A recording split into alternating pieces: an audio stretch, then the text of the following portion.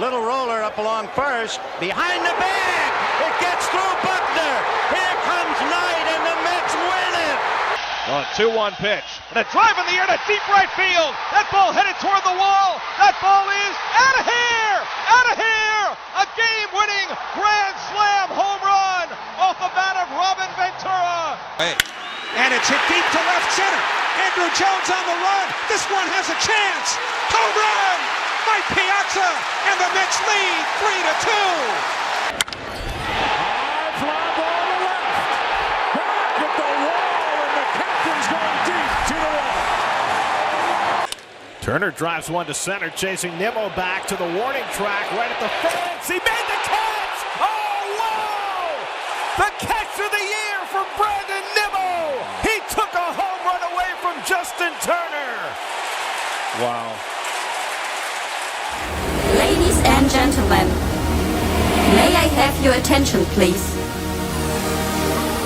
The show starts in 10, 9, 8, 7, 6, 5, 4, 3, 2, 1, go! Episode number 19, the Say Hello podcast. Happy holidays, everybody. This episode is brought to you by records.Recordings.com. My name is Casey Lynn. I'm joined by my co-host, former Met pitcher, former Major League pitcher, Bill Pulsifer. Happy holidays, Bill. Happy holidays. Merry Christmas. All the Thank above. you. As to you as well. And of course, we have Stephen White, our producer behind the scenes, doing a great job as always. So I'd be remiss if we didn't just start off with some holiday talk, Bill. I just got to ask you right off the bat, no pun intended, baseball talk here. Right. I guess, did you have the best gift for you or anything that the other day that was maybe gifted? I did get a couple of bottles. I got a bottle of Tito's and a bottle of Basil Hayden's bourbon, but we're not huge gift exchangers here with me and my wife, but Right. just to have my, have the family together for a big dinner, and then her brother-in-law and his wife came over, and we did a nice big meal with chicken cutlets and lasagna. So just the meal itself and being around with the family is a great gift. Very cool. Very cool. I got people who are watching on YouTube. I got this baby. It's a frame Mets Legends, if you will. Okay. Of the best Mets. I don't know if you could see it. At least Bill, I know everybody who's listening on the podcast can't, but it's basically Mets legends and their jerseys and their time span when they were a Met. And very nice. Yeah, so that was a nice gift, and Yes. I'll have it put it on the wall when I have some time. So I Right enjoyed on. that one. Looks good. Good. Well, glad you had a happy holiday as we enter the new year, but we're not there yet. We have to start off what we had talked about forever, it seemed. And we had spoke on episode 18, excuse me. This is episode 19 about when will Yamamoto make his decision. And we said, hopefully by the next time we have our next episode. Well, he did. And we could finally put a bow on the Yamamoto talk. He's a Dodger, Bill, as you know, and probably most people who are listening and watching. I'm going to give you my take on the whole thing. It dragged out too long. Finally, it's ended. Cliff notes on my thoughts. He always wanted to be a Dodger. He grew up a Dodger fan. We did know that. After all the tea leaves and everything was dissected, I do think, even after they went to Steve Cohen's mansion, and Steve flew out to Japan and he met with, it seemed like 80,000 teams, he just wanted to be a Dodger and had a set price in his mind because the Mets offered him 10 years, $325 million. Dodgers matched it, and they didn't allow Steve to counter. He signed it right then and there. Done. Dodger. Now the Dodgers deal was for more years too, though. No, I think it was the same. Same amount of money, but I thought I saw 12. He got a $50 $50 million signing bonus. Yeah. So again, Cliff notes. I really think he wanted to be a Dodger. He was just waiting for that offer in the agent of what they wanted, and they didn't even give Steve Cohen the chance to counter because he couldn't. they said they didn't go to him. He signed it, got 10 or 12, like you said, years, $325 million, a $50 million signing bonus, and a couple opt-outs towards the way end of the career. Again, he's only 25. So I think, honestly, I didn't think this before. Steve Cohen money was kind of used. Yankees were right there too. They offered about 3 and change. That was a little weird. They said they didn't want to be Cole his contract, but they're trying to win. Who cares? Every year, inflation. Garrett Cole may care. Yeah, right. Pissed off. I don't know. But I wanted to get your take. I'm a little down. For me, it was always Yamamoto or bust. Right. Steve and whatever his wife, Stearns, whoever was involved, they couldn't do much more to get him. They offered the most. They flew to Japan. They had him over for dinner in his mansion. They weren't allowed to counter. I have no problem with Steve going full court press. It was Yamamoto who wanted to join his buddy Ohtani in L.A., and he'll be the number one until Ohtani gets back. A lot of money, as you said, for a guy who's never thrown a pitch in the major leagues. Yeah, obviously a lot of money. I guess the West Coast thing is a thing for guys. Maybe he wants to be out there in La La Land. Which I guess you can't blame somebody. I know that it seems like obviously Nomo kind of started that trend with the Japanese pitchers, and now with Shohei going there, I guess it's hard to turn down living in LA. Obviously, taxes and that are going to kill him a little bit, but it's a shame. It's a shame that they haven't been able. The Mets haven't been able to get that big signing this offseason up to this point. And there are some other names out there that we've talked about before, but I'm not sure that they're going to be so interested in them necessarily. But it's a shame that they didn't land their man again. Yeah, I don't think it is a shame. I don't think they could have done much more, like I said. But at the end of the day, they didn't get their guy, and that's all that matters. Dodgers building a super team. Ohtani, Yamamoto, they traded for Glasnow and extended him. Wow. They already have Freeman and Betts, and it's insane. Walker Buehler's coming back. But as we know, money doesn't buy you championships. Mets had the highest payroll last year. Look what happened. So you still got to play the games. On paper, they're obviously a tremendous team, and they've been a tremendous team on paper for many years. So they're going to be a team to look out for, but you still got to go play. Yeah, they win 100-plus games anyway every year, and most years they're out in the NLDS or the NLCS. So, they got to perform when it counts. We all know they'll make the playoffs with that team. As for the Mets, it sucks, but we parlay that to how do the Mets pivot now? What is their next move? They have basically Senga, Quintana. They made a trade with the Brewers for Hauser and Tyrone Taylor, an outfielder, who will be their fourth outfielder. Hauser gives you innings, back-end guy, and they have Saravino. They have to get one more at least, but that's it's not going to open eyes and put yourself on paper for a legit, starting five. Like you said, there's more. There's 200 free agents available, by the way, still. After the holidays, the new year, there's 200 guys that are going to go. I just don't know how the Mets are going to go, and we can talk about it. Well, obviously this isn't like coming in like we have the last couple of years where you feel like you have, 2 future Hall of Famers in your starting rotation before the season even starts. Right. So it's going to be a lot of hard work by the coaching staff and the front office to fill those voids by the front office, and then 2 that maybe the coaching staff's going to have to coach their asses off a little bit this year to try to make the most and get the best out of some guys that aren't necessarily front line or top line guys. There's going to be some guys that are going to get an opportunity. We've talked about Lucchesi multiple times. Here's an opportunity for him. So I feel if I'm him, I'm feeling like, all right, it's really go time, and I've got an opportunity. I'm going to bust my ass the rest of this offseason and make sure that I'm ready. Yeah, we thought that number 5 spot would be Lucchesi, Budo, McGill, Peterson, but Peterson's hurt. Now, without getting Yamamoto, and we don't know if they're going to go for – they have to get another starter, but we don't know what type of starter they're going to go for. I don't think they're going Snell, Montgomery, the top-end guys. They're just not part of what the Mets' future looks like, Yeah. Yamamoto, he checked all the boxes. That's why they went all after him. I don't see them going after Snell.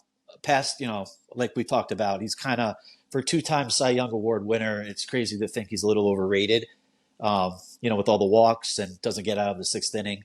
Right. And Jordan Montgomery, in my opinion, is going to get ace-like money, and he's not an ace. He's just a high-quality pitcher, and somebody's going to overpay him. Yeah. So I have no idea how the Mets are going to go, but I feel now, again, Yamamoto or bust. It's going to be, quote unquote, as Met fans on Twitter like to call, a punt season, where they're transitioning to 2025 when the free agent class is bananas. Guys on 1 or 2-year deals, kind of like a Severino, Hauser, and that leaves me with what I predict they'll probably try to sign like a Lucas Giolito on a 1-2-year deal, former White Sox national first round pick. Someone like him or Mike Clevenger, guys who are just going to give you innings. And like you said, you're going to hope that the coaching staff does their part, and the offense is a whole other story. But that's what I think they're going to do. The lesser guys on like a 1-year deal. Yeah, I think maybe you kind of try to bridge the gap here a little bit, unfortunately. But as players, I think that they're still going to be wanting to be as hungry as they possibly can, and to maybe prove themselves that we can win. We don't need to go out there and get the super duper stars, but it obviously puts a little bit of a damper on the off season up to this point, unfortunately. Yeah. But such is life, and you gotta push forward and see what you can do. Yeah, it's like you said, the 2 Hall of Famers, Scherzer and Verlander, were starting for the Mets last year. Now, like I said, Senga, Quintana, it doesn't jump off the page. They're good pitchers. Senga's, right. I think this is Senga's chance to really, really shine now, like he did towards the end of the year last year. Oh, yeah. And I do believe that Quintana's still got gas left in the tank. You're hoping that he even comes back even stronger after missing so much of the season last year. You hope he comes back stronger. Lucchesi, similar in a ways to Quintana a little bit, coming off of injury, not pitching all that much. And then obviously big man McGill's got a lot to prove. He's got a lot to prove to himself and to the organization. Yeah, they no matter what need another starter. They need 2 relievers. Severino, yeah. And they have Severino, on a 1-year deal. He's got a lot to prove, too. He's a lot to prove. I mean, low risk, high reward. He's a major league player, really. Yeah, he really does. But he'll be slotted into the rotation for sure. I don't really see any trades happening. I just think this is I don't like to call it a punt year because there's so many teams that make the playoffs and you could sneak in. But I feel like now with Yamamoto not anchoring the top of the rotation, the Mets are probably not going to go for all in now with other. They might not try to want to overspend on some guys that they're not really seeing as their future at this point. Right. I would think, Yeah. So the 1 or 2 year deals like Giolito and Clevenger and those type. Yeah, I think Giolito's a little interesting depending on what he still views himself as. Am I a 1 or 2 year deal guy, or do I still feel like I deserve, the 4 or 5 years? He's kind of had a little bit of ups and downs over the last few years, and he would definitely be an innings eater and a warrior out there. I know that he's even worked on changing his arm action and that over the last couple of years, just from the stuff that I've seen online and that. So he's an interesting one to see. Yeah, his record, I believe, was bad, 8 and 15 last year. Played for 3 different teams, White Sox, and then he went to the Angels at the deadline, and then traded from the Angels, or even I think DFA'd or something, and went to the Guardians, and ended his season there. Led the league in giving up home runs. So even more than Lance Lynn. Wow. Yeah, I think he gave up 41 home runs. Holy shit. Led the league. So I've always felt about him, even when he was going really, really good and he was throwing 97, 98 miles an hour, his arm action that he had is just not optimal. I didn't see that as a long-term I don't know if you know the arm action at all. Very, very short, almost like Tyrannosaurus Rex or an alligator. Yep. And that was all fine and dandy. And they actually teach that stuff nowadays, which I don't get. But usually the guys that throw like that, they're the in Willie's the reliever from Tampa Bay, it's Rosen something, I can't remember. Another guy, little small at arm action, but the guy that throws 99 miles an hour, but he's supposed to get 3 outs, not like Giolito. You're looking to get 20, 23 out, 21, 24 outs, going down the line. So again, I don't know if the Mets are going to go after Giolito. I don't know if they're going to get him, but these are the type of players now that we're talking about. Right. We're not talking about the Snells, Montgomerys, or the Yamamotos. I'll tell you what, though, with all things being said, don't be surprised after everything that we've said that they end up with one of those guys, because so far we've kind of struck out on guys a little bit. When it comes to Steve Cohen, wouldn't that be something? And I'm wearing the shirt. You gotta believe in Uncle Steve. I love it. He wore that when he first picture as owner. So I copped it like 3-4 years ago. But all intents and purposes, I don't see them going that route of big time pitchers, if that's a word. But Steve Cohen, to your point, he never fails to surprise me. So don't be surprised. Don't be surprised. Exactly. I'm sure Stearns is probably scratching his head a little bit too. So far up to this point, it seems like he's been maybe a foul ball or two and some swings and misses up to this point, unfortunately. Yeah, and the signings that they're doing, it's the relievers, Johan Ramirez and Jorge Lopez. These are guys who the Mets and Stearns are signing to 1-year deals, like in the bullpen, banking on bounce back years. Right. To me, that just shows that they're not going all in, and that tells me, and we could be wrong, that again they're going to try to piece this together with the shorter contracts. So I think that sounds about right. But if you want to be optimistic for a sec, down years offensively last year with McNeil, Marte, who seems to be healthy with the groin. We saw him dancing on Twitter at his wedding. He just got married. I don't think he was healthy at all last year. I don't think he ever got back from the hernia surgeries. I don't think he was healthy at all. So that's something to look forward to, because if we think about the Marte of 2 years ago, he was for a long periods of time. He was the best player on the team offensively. Totally agree. So that's something to look forward to. Sure. Marte, I said in 2022, to your point, was the glue of the Mets offense. I agree. So a healthy Marte, a bounce back year from Jeff McNeil, and you have the years like you always expect. The batting average has to come up from Pete, but you get the years like Nimmo and Lindor. And you got Alvarez in the second year, maybe, and they got to get another outfielder. They do. They lost Canna. They got to get a DH. I don't know now. Do they go after Justin Turner, or do they just stick? I still think that might be a good one, because if we're doing this 1 year, 2 year thing, like he's at that point of his career. He understands that. And with the question marks at third base, like we talked about a few weeks ago, I think that makes sense. He's the type of guy that still showed that he still has something left in the tank. Obviously, off seasons do a number on guys from 1 year to the next as they get older, because you can go from being good to that few months later just not being any good anymore. We see it all the time, unfortunately, and you just hope if they do go in that direction that Justin Turner hasn't quite hasn't reached that level yet. But I always think about Jose Valentin as somebody that even up to his second to his last year did very, very well, and then all of a sudden it just wasn't there, and it happens. Yep. It happens a lot, unfortunately. Father Time is undefeated. Question with Justin Turner is, now that the Mets might be bridging this season, does he want to come to the Mets? Right. Or does he want to go somewhere where he has the better chance to win? So, we'll see. It doesn't take much to make the playoffs. Look at the Diamondbacks, but if you look at the roster now, and they obviously will add, they gotta. Yeah, we'll see what happens. They have to have bounce back seasons, and whoever they get in the rotation now, fill out the bullpen, that outfielder, that DH. Everything will have to click, I guess, to have meaningful baseball at the deadline.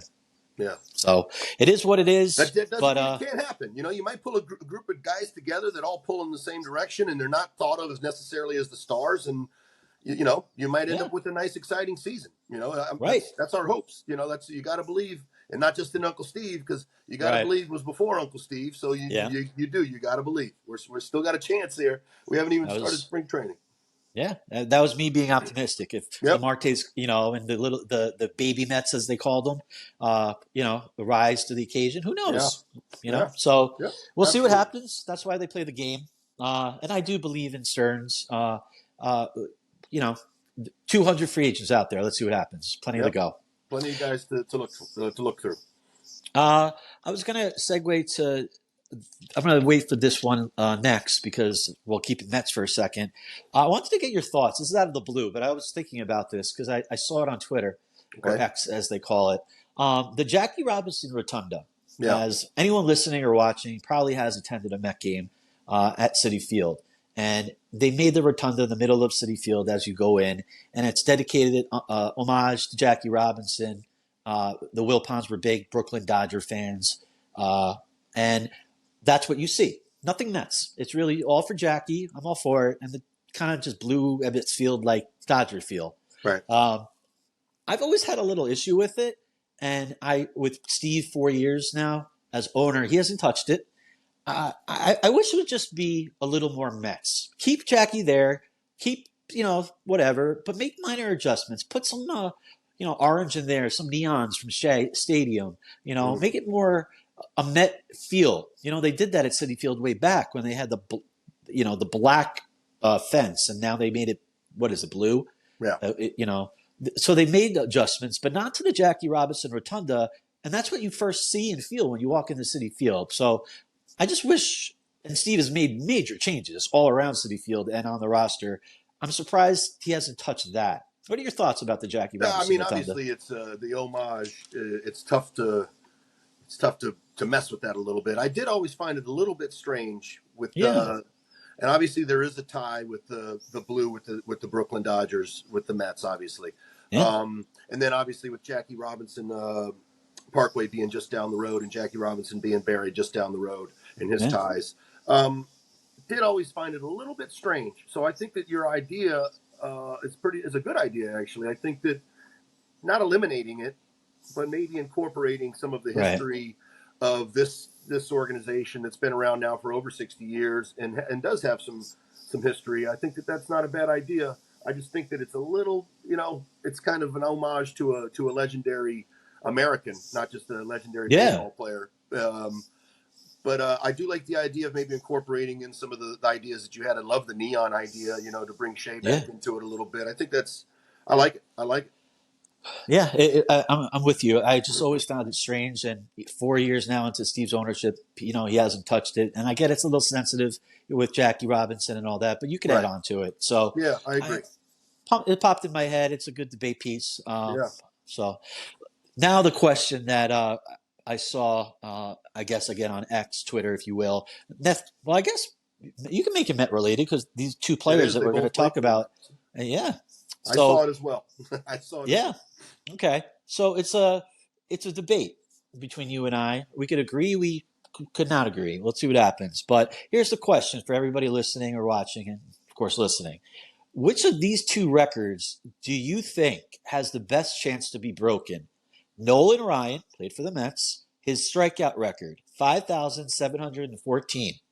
Or Ricky Henderson's stolen base record of 1,406. Which record do you think has the best chance to be broken? I can follow that up with just a little more information for everyone listening and for you, Bill. I to be honest with you, I would like you to go first on that because my answer might be affected. No, I don't think so. Oh, I don't want. okay. I don't want to give anything away. I want you to go first, and then I'm going to go after that. Well, for our listeners who are maybe now asking themselves, obviously, the question of which has the better, they're probably going to say, well, each are probably not going to be broken. They're just not. But for the fun of it, let's just say you have to pick one. Nolan Ryan, again, 5,714. And the next number two is Randy Johnson with like 4,875. The closest active player is 2,400 strikeouts, and I believe that's Scherzer. I think it's Scherzer. Right. Not even in the same universe. Not touching it, and plus he's 40. Right. Ricky Henderson, 1,406.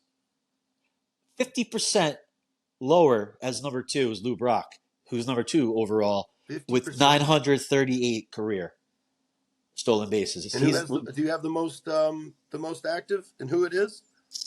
I don't. I looked it up and I couldn't. The whole list. It just seemed like nobody was active. They're not even close. Yeah, they're not even close. They're not even close. So, right. To answer the question, if I had to pick one, I can't say both are not going to be broken. Just for the fun of it, fun debate. I'm going to say because guys are not going longer games, complete games. Forget about it. Bullpens are more important now. No one's going 9 innings. Ryan's record is probably safe. He's so far ahead of everybody. And you put that with Ricky Henderson's record, that now baseball's starting to incorporate the bigger bases, the 3 throws over the first, the disengagements and all of that. They're trying to make stolen bases more accentuated, if you will. And it did. It did last year. It did. Yep. And so, with that being said, I would say not that it will be broken, but if it had a better chance of the 2 Ricky Henderson stolen base record, that would be my choice. Okay. I'm gonna go firmly out on a limb and agree with those people that you said might be thinking that neither one of those is going to be broken, because I do not believe either one of those is ever going to be broken. And so is Cy Young can rest safely as well, that his 511 wins will never happen again. But I do agree with you for the exact same reasons that you're saying, that if I had to pick one, if held at gunpoint, I would definitely say, because of those exact things that you said, guys not going as long into games. Obviously, strikeouts are up, but you're not throwing complete games. You're done after 2 or 3 times. So 3 is the max you're going through a lineup, and that could be 6 innings. And then with the changes to the rules, I think that the stolen base record would be in the most jeopardy, but I'm still going to stand firm that baseball has 3 records that will never be broken, and it will be the wins, the stolen bases, and the strikeouts. But I'm with you. I'd have to pick stolen bases if I had to. Okay, I agree. We're on the same page. For the record, I don't think Ricky Henderson's record will be broken, but for the fun of it, if I had to pick one at gunpoint, people always debate, will Joe DiMaggio's record of 56 straight games with a hit be broken? That might be a 4th one. Jesus, you're right. You could always say there's a chance. Yeah. There's just a chance, because no one's 2,400 strikeouts away like Ryan. So someone could. Hey, you're only 55 games away every time you get a hit, right? Right. So there's a chance, but yes, there are records that won't be broken as well, like 300. Losses, I think, is one of them. I think Cy Young had that. So many more too. He had 800 plus decisions, huh? My goodness. Yeah. I mean, pitching is completely different now. So yeah. Well, the game's completely different. Yeah, the game. So I thought that was a fun debate. We agree. I'd love to hear what listeners have in mind. If you want to shoot us a comment on the Say Hello Media on YouTube and tell us what you think. Bill and I both agree that it's Ricky, but let us know what you think. So it's that time again, Bill. Fast already. We're making good time. It's the mailbag time. I'm ready. As everybody who is a regular listener on the Say Hello podcast, we always put out there, if you have a question for Bill and I, usually 99% to Bill, we put it out there a couple days before we record at Shay_hello.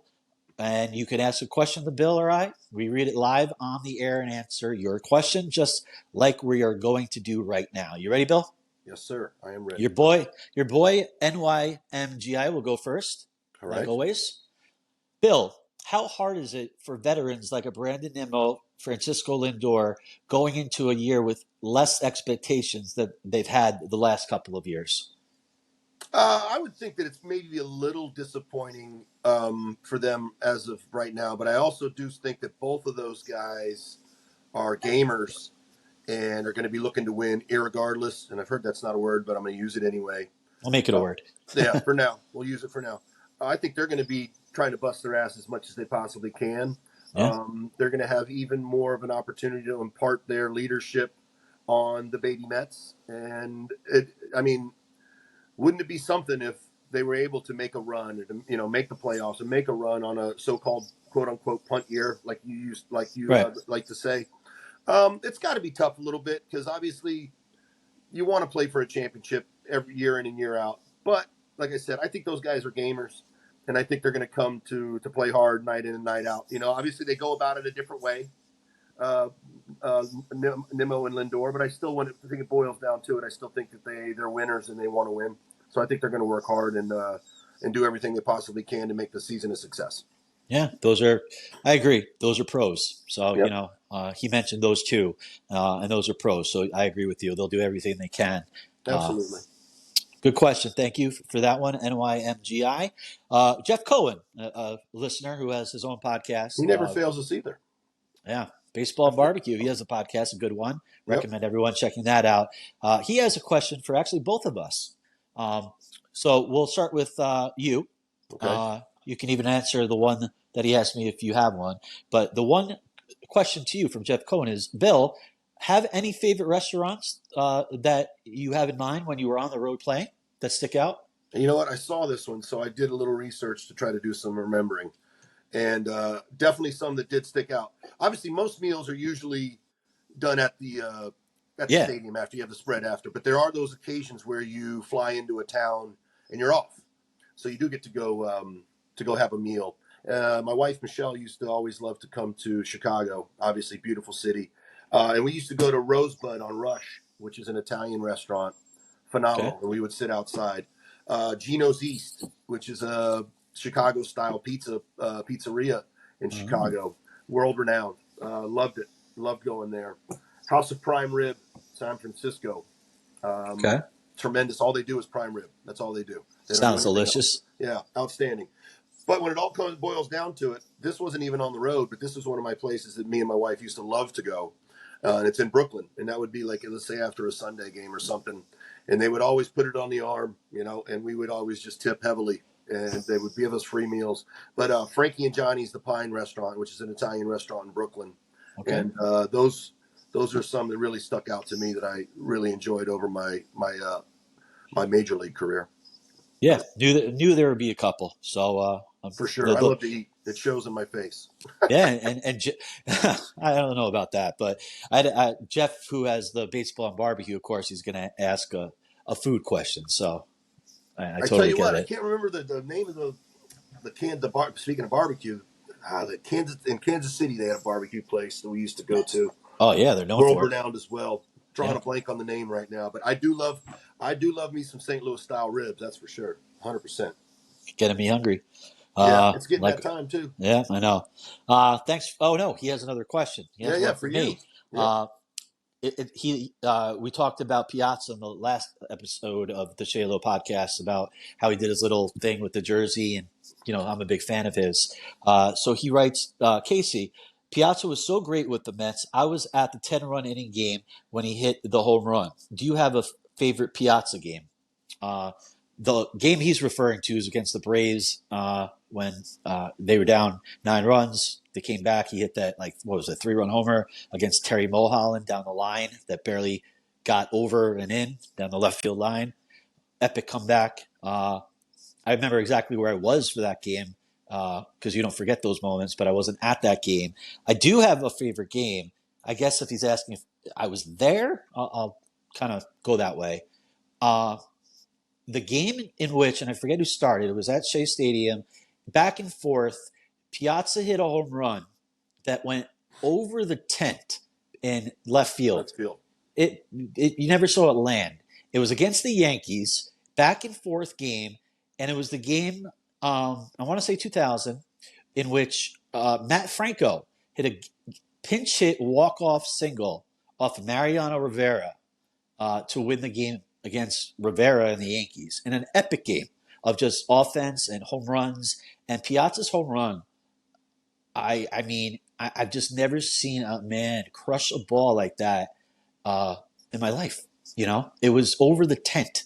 I mean, we're not talking the seats in left field. We're talking a tent behind it, over that, and probably into the parking lot. So that game was epic, and I remember Piazza hit that home run. It was so back and forth. There's so many, but that one just stands out because the way it ended. Matt Franco, a pinch hit, a walk-off against the best closer ever. Right. Do you have any? Awesome. No, I'm going to let you shine. That was your question. I'm going to let you shine with your question. All right. Thanks for the questions, Jeff. We move on to Jimmy Lags. He has a question for you. Bill, who was the funniest teammate you ever played with? You know what? I actually never played with this guy on a roster, but I did multiple instructional leagues with him. He was always a little bit ahead of me, and then he ended up going to Japan to play. But he actually put me up, and I think I brought the name up before. He put me up in spring training when I was very, very young. This guy gave me gloves. He gave me cleats because he was, like I said, a few rungs ahead of me before I had shoe contract and glove contract. And I get to see him every year at fantasy camp, and that's Eric Hillman. Okay. I think he honestly could have been a stand-up comedian, and I fancy myself a funny guy when it comes around being around the clubhouse and that. But he is one of the funniest, not just funniest teammate, quote unquote, because like I said, instructional league, we're actually on a roster together, but you're all in the same clubhouse together for 6 weeks, and we did it 3 years in a row. And then, like I said, I get to see him every year at fantasy camp. I don't think he's just one of the funniest teammates or / baseball players I've ever met, but he's one of the funniest people I've ever met in my life. I remember the name, former Met. Was it, if I remember, because I remember him pitching, tall, right? Tall 6'10", guy. 6'10". There you go. That's tall. Yeah. Yeah. Okay. He's very tall, and actually I bust his chops now when I see him because he's starting to shrink a little bit. He's not quite 6'10" anymore. Really? But hilarious guy. And if you any of the Mets fantasy camp guys that are out there that do check out our podcast, they can attest to it. He's tremendous.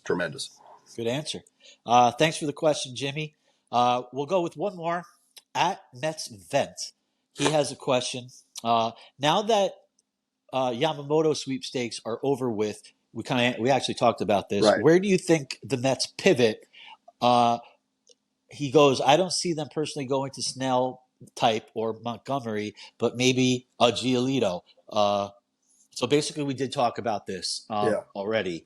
But to answer his question, I see them going Giolito 1 year, 2 year, and not Snell Montgomery. And you attest to I that. think we kind of agree on that, but I think also up to so far the way that the offseason's been, I'm not going to be surprised about anything, man. Right. I'm really not. I don't want to say it's a punt year.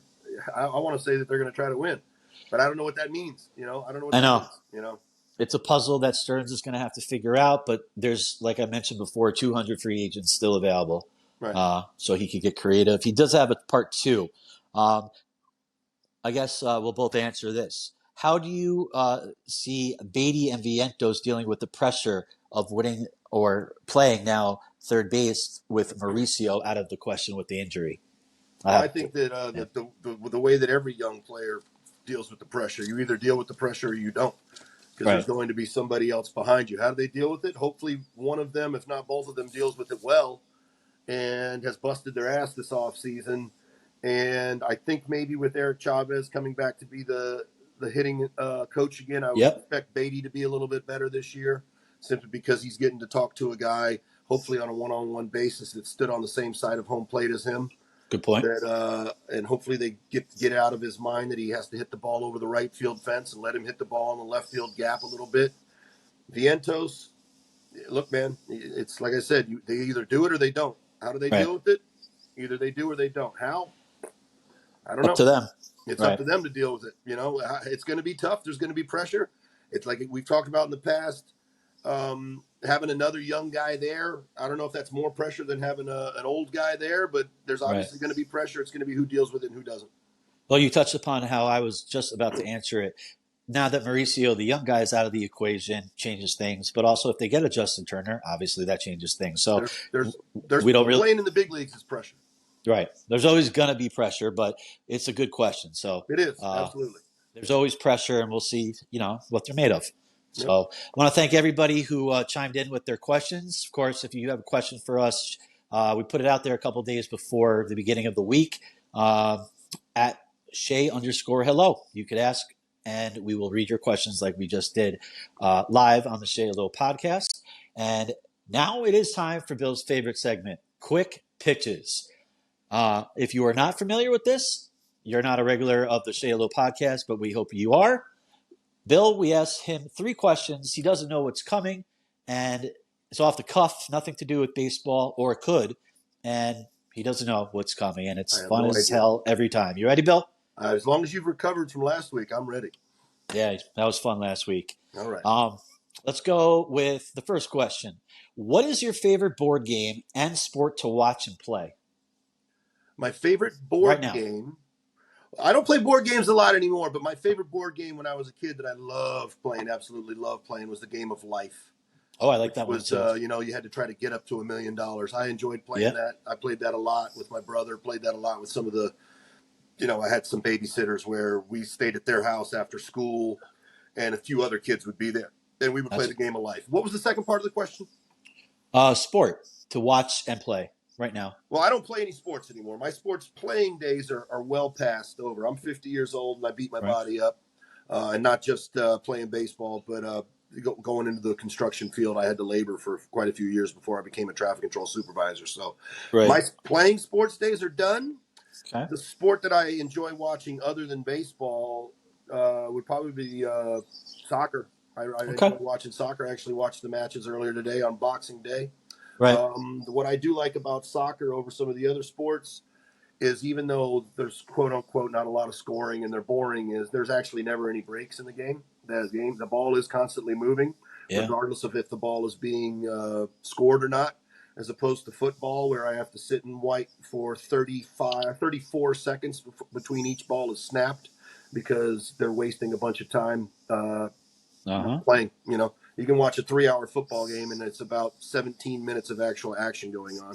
So You're right. not saying I don't like or watch the NFL, but if Real Madrid was playing Barcelona and the Cowboys were playing the Eagles.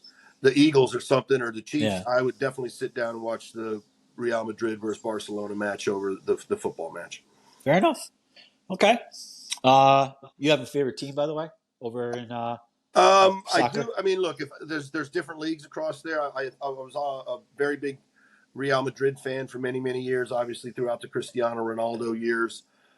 He's in Saudi Arabia now, Yeah, right? he plays in Saudi Arabia now. Yep. Crazy. Yeah, it is. And that league's actually signed a whole bunch of players. Money. Yeah, a lot of money, a whole lot of Yeah. money. I do like Real Madrid still, and I am a fan of Manchester United, even though they've been on a downturn the last few years. Right. But you know what? When you're a fan of a club or you're a fan of that club, it doesn't matter win, lose, or draw. So I still consider myself a Man United fan and a Real Madrid fan. Okay. Good to know. I do enjoy soccer. You're right. Other than halftime, it's constant. It's So the ball's moving. The ball's you're constantly right. moving. Okay. Yeah. I like that take. Number 2.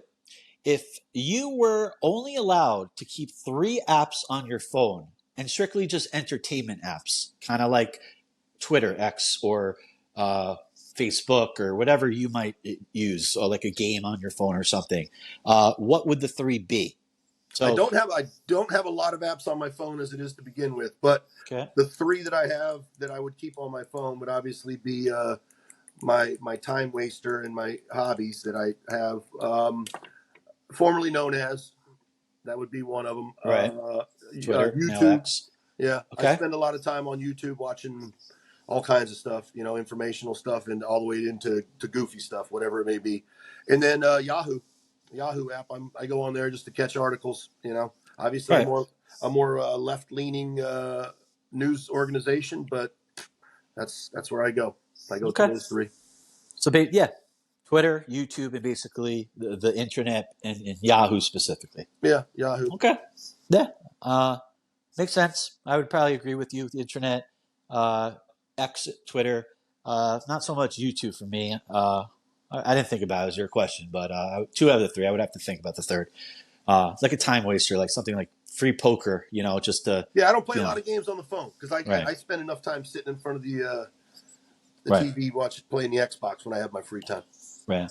Well, I'm not the video game guy, so I get it. You have enough of that, where you're I got wasting. I got enough. Yeah. Gaming. When I'm on the phone, I'm either getting information or talking shit online. I guess I don't know. No, I've never seen that. Yeah. All right, last one. I think you'll like this one. Okay. If you were the ruler of your own country, what would be the first law you would introduce? ELE. What is that? Everyone love everyone. I like that. How do you make that a law, though? I don't know. I guess anybody that's doing wrong on somebody else, you're going to have to pay some kind of a punishment if you're not doing right by other people. I get it. All right. I guess that would be, Yeah, you're the ruler. It's your law. So you're basically saying be kind and don't wrong people. Do right among others as you would like to have done unto you. Do amongst, do like the right that. thing. I live on Long Island and I get to go to the parking lot and I see people not being able to park in between 2 parking spots. That's basically you saying, I don't care about you. I don't care about the next guy that's pulling up. That's not the type of guy that I would like to see. So, that to me, if I go and you're in my country and you're parked over the line, that's you not being taken out for the next man. So yeah, you're the ruler of the country. So something like that would be wronging somebody. Therefore, they have a punishment. A punishment. Penalty. Kind of, whatever it may be, a fine. Or, Okay, I like that. I think if we, as a society, looked out towards what the next man or woman and not try to step on their toes and be less cognizant of ourselves and more cognizant of your surroundings and everybody else around you, I think we'd be in a better place.